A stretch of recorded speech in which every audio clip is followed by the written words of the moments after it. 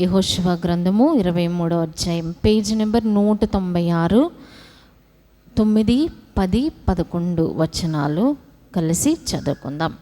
యెహోవా బలము గల గొప్ప జనములను మీ ఎదుట నుండి కొట్టివేసి ఉన్నాడు. మీ ఎదుట నేటి వరకును ఏ మనుషుడును నిలిచి ఉండలేదు. మీ దేవుడైన యెహోవా మీకిచ్చిన మాట చొప్పున తానే మీ కొరకు యుద్ధము చేయవాడు గనుక మీలో ఒకడు 1000 మందిని తరుమును. కాబట్టి మీరు బహుజాగ్రత్త పడి మీ దేవుడైన యెహోవాను ప్రేమింపవలను.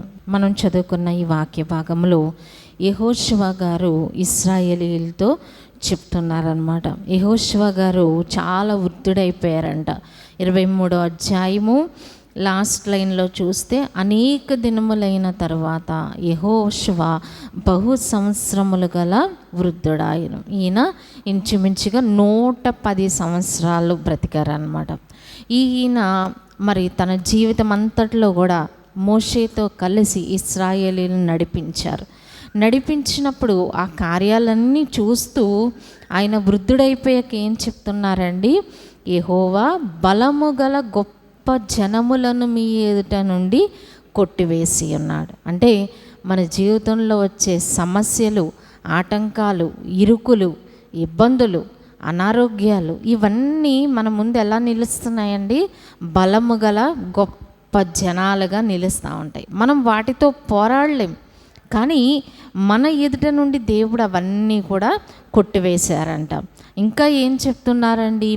మీ ఎదుట నేటి వరకును ఏ మనుషుడును నిలిచి ఉండలేదు. అంటే మన జీవితాల్లో ఇక్కడ అలాంటి మనుషులు, మనల్ని ఇబ్బంది పెట్టేవారు, ఇరుకును పెట్టేవారు, ఇలాంటి మనుషులను కూడా దేవుడు మన ఎదుట నిలవకుండా చేసి ఉన్నారు.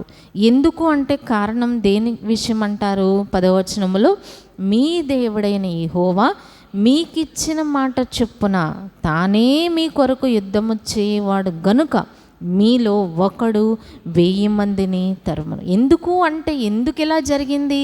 బలము గల గొప్ప జనాలను కొట్టేశారు, ఏ మనుషుడు మన ఎదుట నిలవకుండా చేశారు అంటే దానికి కారణం ఏంటంటే దేవుడు మనకి వాగ్దానం చేశారు. ఏం వాగ్దానం చేశారు? నేను మీ కొరకు యుద్ధము చేస్తాను అని. సో అలాగే మన కొరకు యుద్ధము చేశారు. కాబట్టి మనం ఏం చేశామంట? మీలో ఒకడు 1000 మందిని తరుమును. ఏమండి, ఒక్కళ్ళని తరమడమే కష్టం. ఏమండి, మన ముందుకు ఎవరన్నా వచ్చి మనల్ని తిడతా కూర్చున్నారనుకోండి, మనం ఏం చేయలేం. ఒక మాట అంటామేమో, రెండో మాట అనేసరికి మనకి నీరసం వచ్చేస్తుంది, ఏడుపు వచ్చేస్తుంది. కానీ ఇద్దరు వచ్చితే ఇంకా మాట్లాడలేం. అలాంటిది ఒకళ్ళం 1000 మందిని ఎలా తరమలేం. కానీ దేవుడు మన పక్షంగా ఉన్నప్పుడు మనం ఏం చేయగలమండి? ఒకరు 1000 మందిని తరుమగలరు. అందుకనే ఒక వచనం ఉంటుంది, మీలో ఒకళ్ళు 1000 మందిని తరుమగలరు, ఇద్దరు 10,000 మందిని తరుముతారంట. ద్వితీయోపదేశకాండంలో ఉంటుంది, చూడు గ్రేసి. సో అంటే ఇప్పుడు సంసోను గారి గురించి కూడా తెలుసు. ఆయన ఒక్కడ ఏం చేశాడండి? పచ్చి గాడిద దవడెముకతో 1000 మందిని చంపేశాడంట.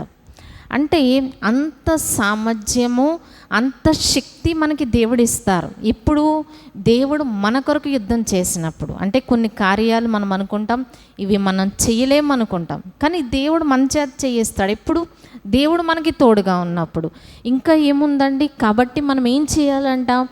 దేవుడు ఇలా చేస్తూ ఉండాలి అంటే 11వ వచనంలో, కాబట్టి మీరు బహుజాగ్రత్త పడి మీ దేవుడైన యెహోవాను ప్రేమింపవలను. ఏ విషయంలో జాగ్రత్త కలిగి ఉండాలంట?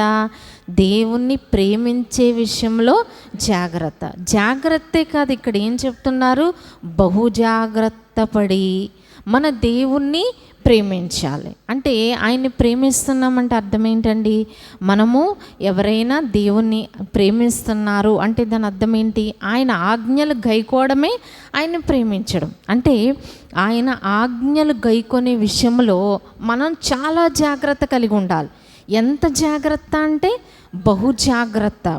ఇప్పుడు ఆంటీ గారు ఉన్నారు, పిల్లలు, మీ అమ్మాయిలు, పెళ్ళైన అమ్మాయిలు వచ్చి చేసిన అన్నం పెట్టుకొని తినేమ్మా, లేకపోతే అది అక్కడ ఉంది ఇలాగివ్వమ్మా అంటారు.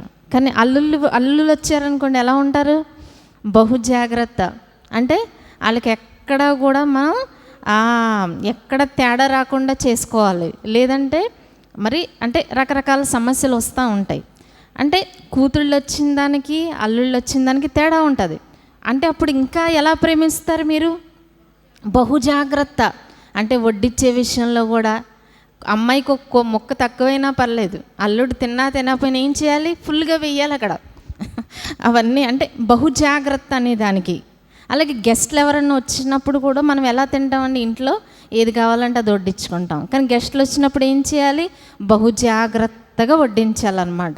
అలాగే దేవుని కూడా ఎలా ప్రేమించాలంట?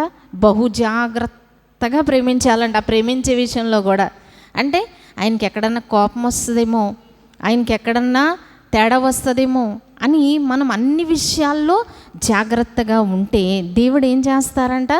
మన కొరకు యుద్ధం చేస్తారు. అంతేకాదు మన పక్షంగా దేవుడు యుద్ధం చేసినప్పుడు మనం ఏం చేస్తాం? ఒక్కళ్ళము 1000 మందిని తరిమే శక్తి దేవుడు మనకి దయచేస్తూ ఉంటారు. అంతేకాదు ఇంకేం చేస్తారంట?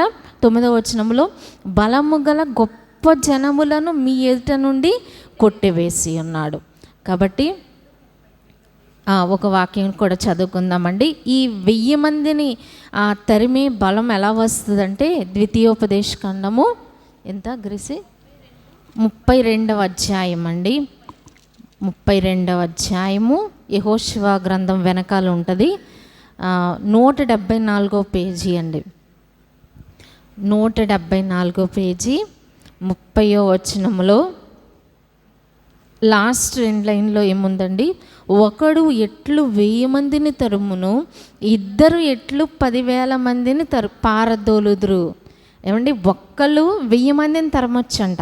అంటే దేవుడు మనకు అంత శక్తిని ఇస్తారు. కానీ ఇద్దరు ఏం చేస్తారంట? 10,000 మందిని. యాక్చువల్గా ఒకళ్ళు 1000 మందిని తరిమితే ఇద్దరు ఎంతమందిని తరమాలి?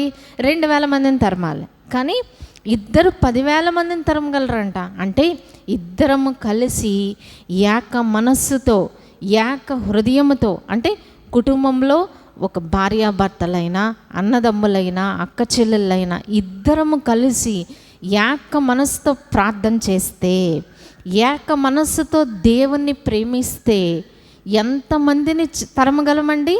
10. అంటే 10 రెట్లు శక్తి మనకి దేవుడు దయచేస్తారు. ఇద్దరం కలిసి ప్రార్థన చేస్తే, ఇద్దరం కలిసి దేవుని ప్రేమిస్తే, ఇద్దరం కలిసి దేవుని ఆజ్ఞలను పాటిస్తే, ఇద్దరం కలిసి ఒకే మనసుతో దేవుణ్ణి సేవిస్తే 10,000 మందిని తరిమే శక్తిని దేవుడు మనకి దయచేస్తూ ఉంటారు. కాబట్టి యెహోషువ గారి వలె మనం కూడా బలము గల గొప్ప జనాలను తరమాలి అంటే మన పక్షంగా దేవుడు యుద్ధము చేయాలి.